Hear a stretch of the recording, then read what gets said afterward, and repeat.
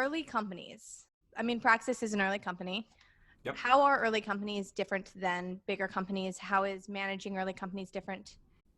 That's a great conversation to kick things off with. I think that the answer to that also offers a lot of really cool insights for someone who's at the start of their career about the differences in environments and the differences in opportunities in those environments as far as, career and personal professional growth as well as financial upside. So I've spent a lot of my career working in early stage companies. I've also spent some of my career in like the later stage, like Fortune 100 companies. Wild contrasts. And one of the biggest ones is just the scope of exposure and context that earlier stage companies offer, which I think is a critical ingredient early on in your career. If you can get tons of exposure to how an entire business works or how most of a business works, one, it opens up your frame of reference, which is a really valuable building block when thinking about long-term career prospects. If you come into an organization, let's say as an early stage, an associate marketer, your entry level. If you come into early stage company, chances are you are going to feel like you're drinking from a fire hose for a long time, but you're going to not only learn how marketing works, you're going to get experience kind of doing every aspect of marketing. You're not going to be the 15th content marketing associate. Oftentimes, like in the hierarchy of a really, really big corporation, you're going to be hired as, I don't want to say necessarily as a specialist because that's not necessarily true at the entry level, but you're going to be hired for a specific function where you're going to be on a larger team. The scope of your responsibility is going to be smaller, which often means the level of exposure you get to how other people do their job and what other skills they use and what other tools and strategies they use.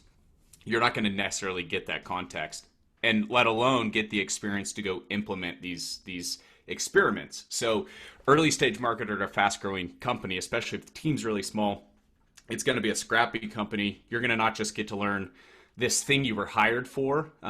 You're not just going to be a content marketer. You're also going to get to learn about, beyond SEO and content marketing. You're going to get to learn about social media, about email marketing, about copywriting, about growth, about analytics. And you're also going to get to learn about like what the sales team does, what the customer support team does, what the onboarders do. You're going to get a better sense for how the company grows, how decisions are made. And sort of the larger a company grows, the farther removed an individual becomes from a lot of those critical decision making matrices that happen when you're on a team that everybody's kind of in the same room and you can turn around and see what everybody else is doing if you're in person at least. So that's one of the biggest contrasts. But in terms of career growth, what that contrast actually means played out over, let's say 2 to 5 years in a career is if you come in and you're employee number 10 at an early stage company and that company succeeds, let's say that it grows, 200% for the next few years while you're there, you're not going to be the lowest person on the totem pole for very long. You're going to have the opportunity to have hyper growth in your career.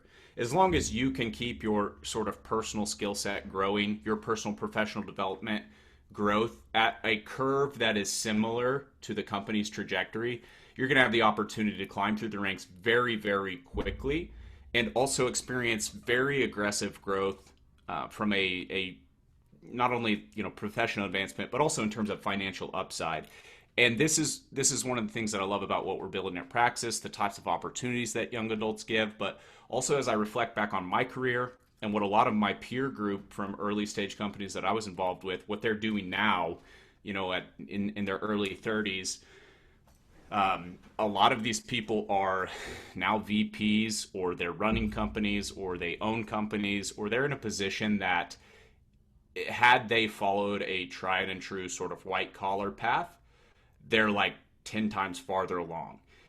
And that's really probably my favorite part about the early stage company is just the accelerated growth curve concentrated over a very short amount of time. time right at the start, because then when you apply compound interest over the entire duration of your career, you're so much farther ahead right at the start.